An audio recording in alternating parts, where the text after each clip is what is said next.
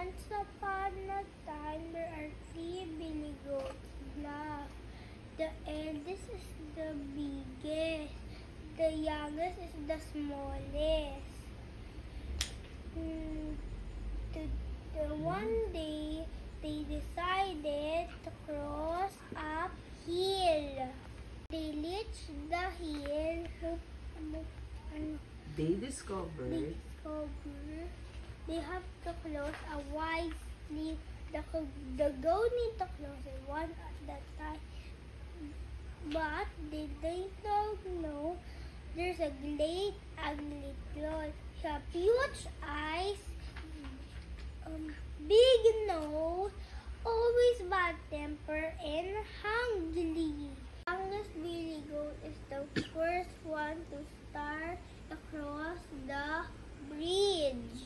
Flip flop, the goat is halfway across the bridge when she heard the troll is loud voice.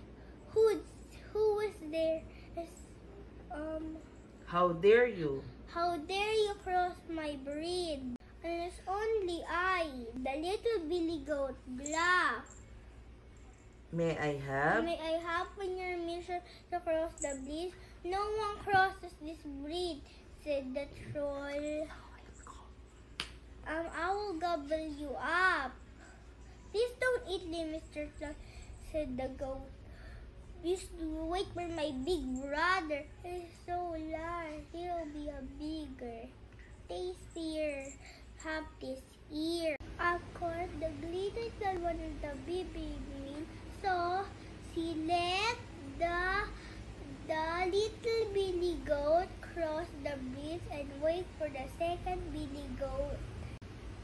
Soon, there's a much louder trip-trap sound. Who dares to close my bridge? The troll. Only I, the second billy goat, Blah. Am I have for your permission cross the bridge? Soon, there's a much louder trip-trap sound. Who dares to close my bridge? The troll. Only I, the second billy goat, Blah. Am I have for your permission cross the bridge? Please don't eat me, Mr. Troll. He said, wait, said the second billy goat, Blah. He said, wait for my big brother. The third billy goat, Blah. He is so large, he'll be a bigger, tastiest meal you'll have this year. Of course, the greedy can't find a bigger meal, so he let the second billy close the bridge, and she waited for the third billy goat, Blah. Soon, there's much louder tip-tap someone. It was the third billy goat, Blah. Now, I've been waiting for you. Now I am going to gobble you up. The troll rushed into the third billy goat, but the third billy goat wants a bit of play.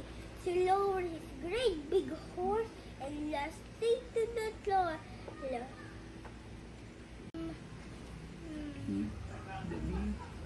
The big billy goat, Blah, hit the troll so hard he flew up the bridge and with a huge splash, and he was carried away in the